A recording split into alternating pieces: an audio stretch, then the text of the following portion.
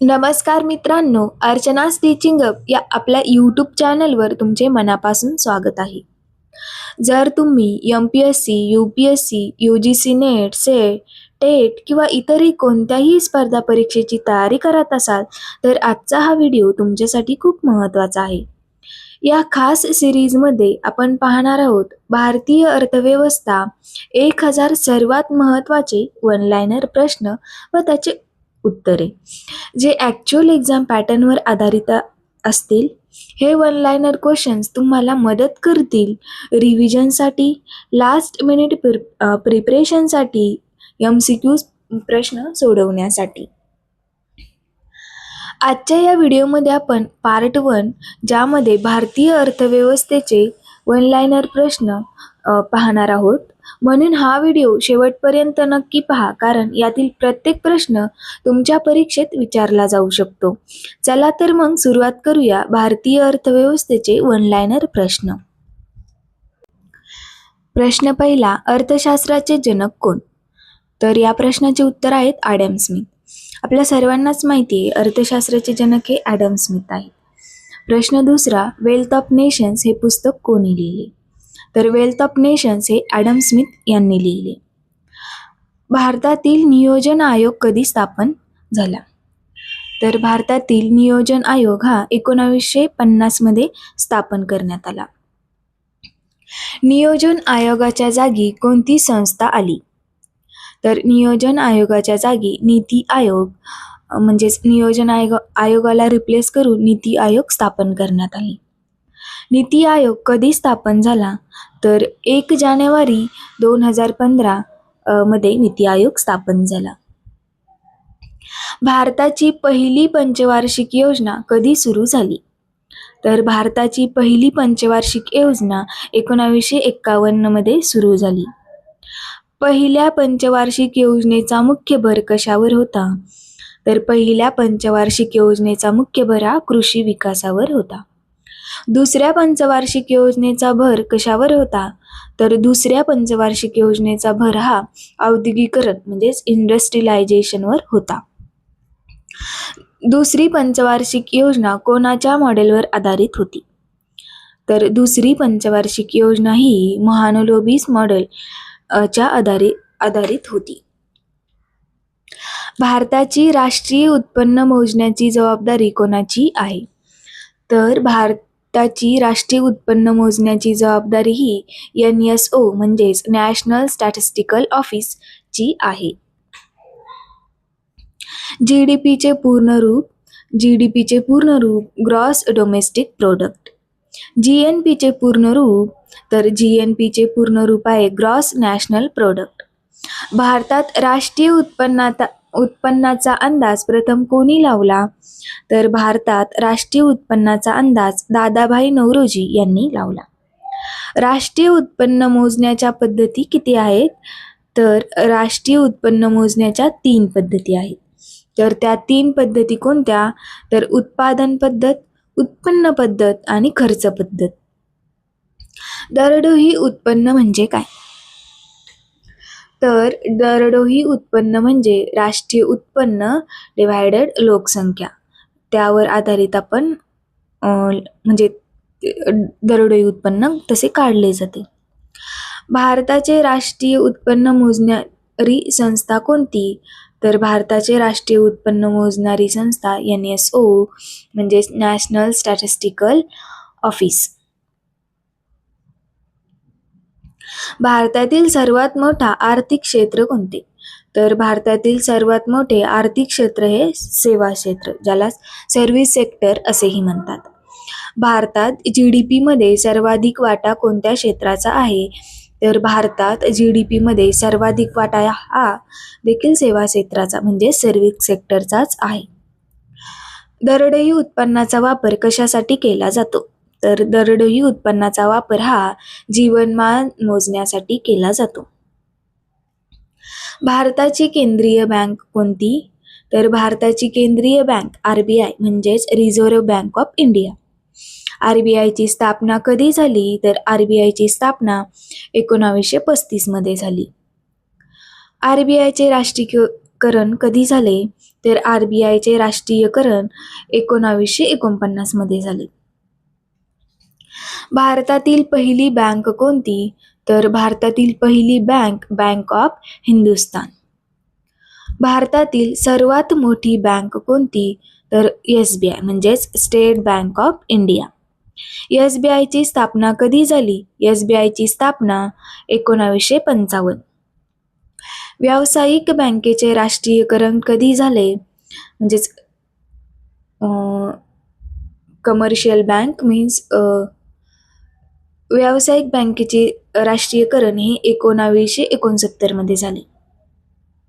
दुसरे बँक राष्ट्रीयकरण कधी झाले? तर दुसरे बँक राष्ट्रीयकरण हे 1980 मध्ये झाले. CRR चे पूर्ण रूप आहेत कॅश रिझर्व्ह रेशो. SLR चे पूर्ण रूप स्टॅट्युटरी लिक्विडिटी रेशो. भारताचे चलन कोणते? तर भारताचे चलन हे रुपया. भारतीय नोटा छापण्याचा अधिकार कोणाला आहे? तर तो भारतामध्ये RBI म्हणजेच रिझर्व्ह बँक ऑफ इंडियाला आहे. 1 रुपयाची नोट कोण जारी करते? तर 1 रुपयाची नोट ही भारत सरकार जारी करते व बाकी ज्या नोटा आहेत त्या RBI करते. फक्त 1 रुपयाची नोट ही भारत सरकार जारी करते. महागाई मोजण्यासाठी कोणता निर्देशांक वापरतात? तर महागाई मोजण्यासाठी CPI हा इंडेक्स वापरतात. Consumer price index. CPI means consumer price index.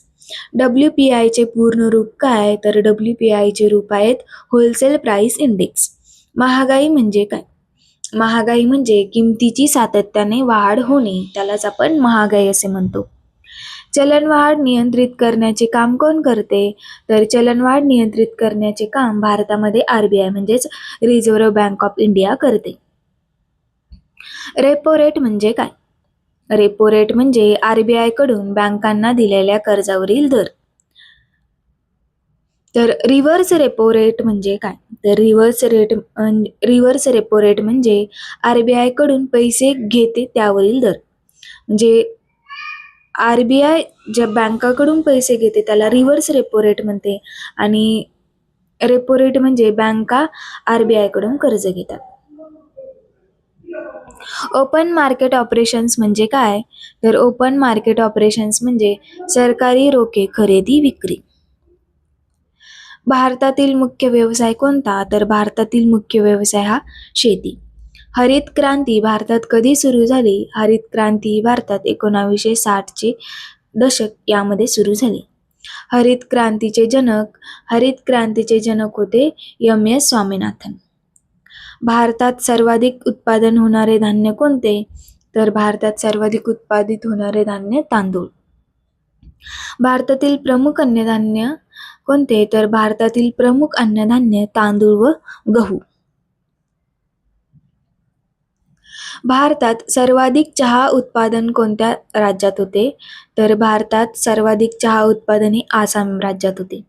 भारतातील सर्वाधिक कापूस उत्पादन राज्य? तर भारतातील सर्वाधिक कापूस उत्पादन राज्य हे गुजरात. भारतातील सर्वाधिक ऊस उत्पादन राज्य कोणते? तर उत्तर प्रदेश. कृषी क्षेत्राचा GDP मध्ये वाटा किती आहे सुमारे? तर कृषी क्षेत्राचा GDP मध्ये वाटा हा 15 ते 18% आहे.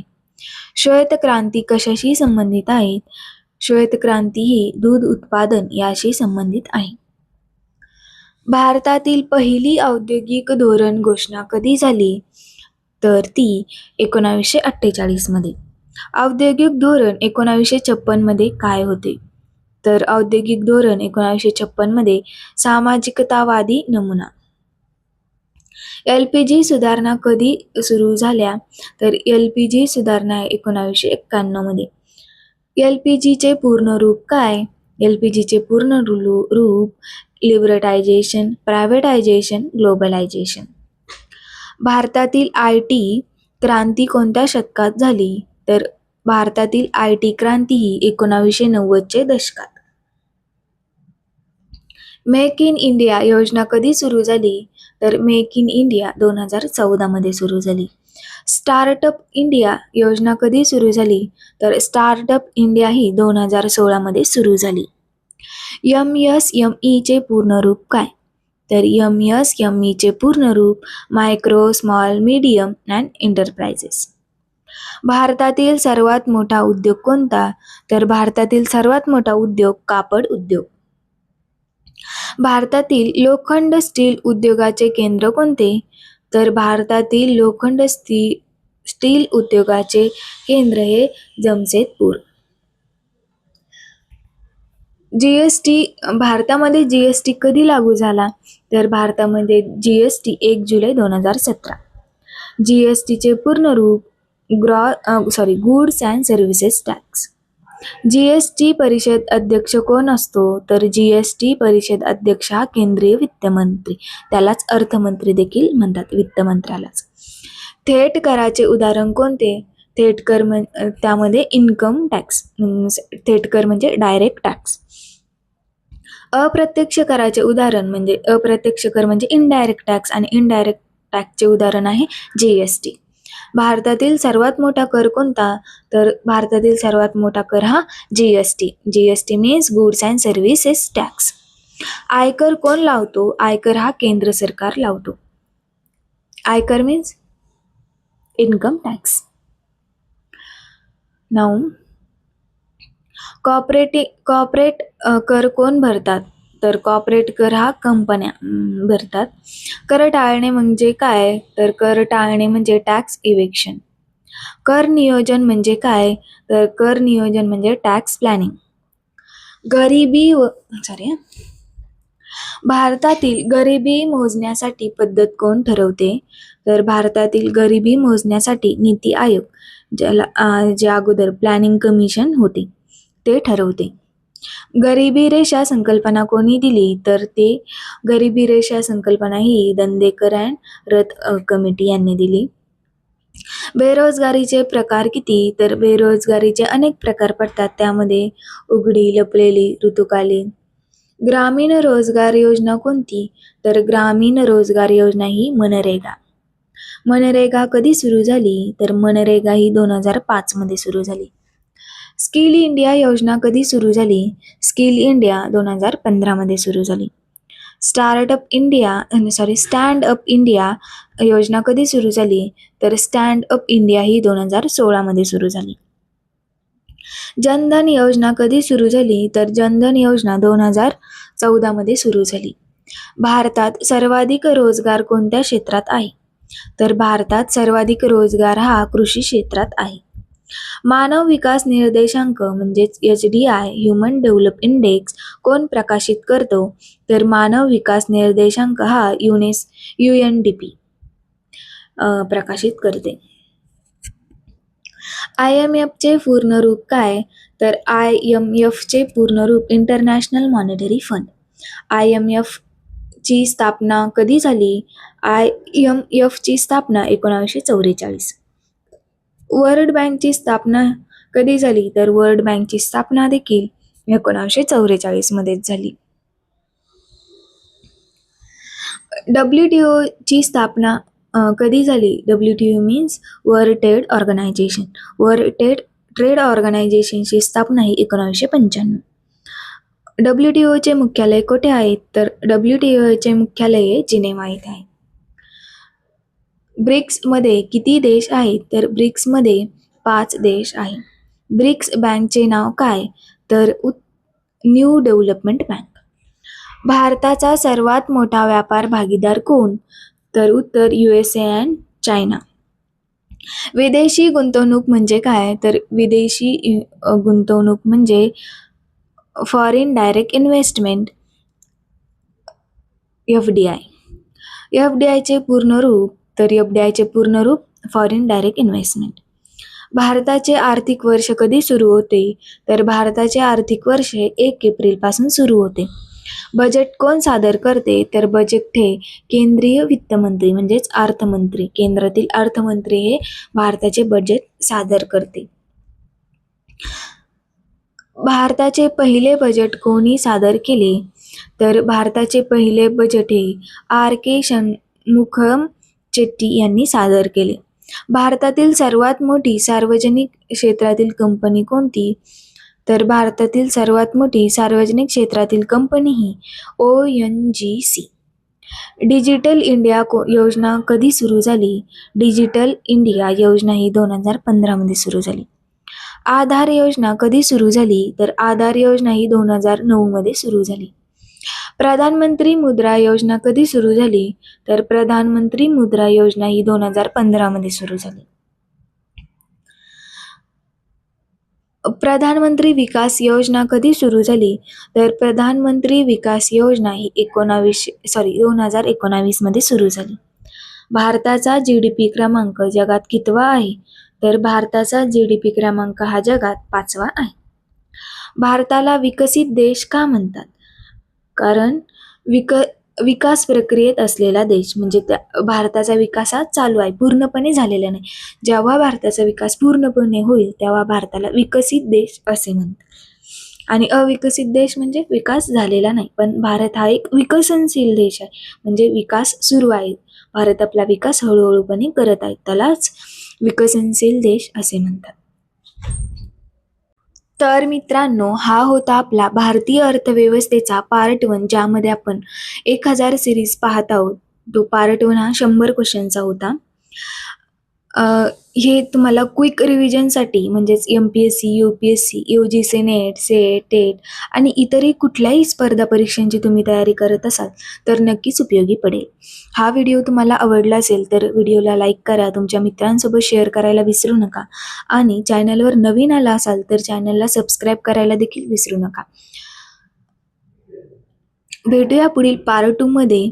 तोपर्यंत अभ्यास करत राहा, योग्य दिशेने पुढे जात राहा. धन्यवाद.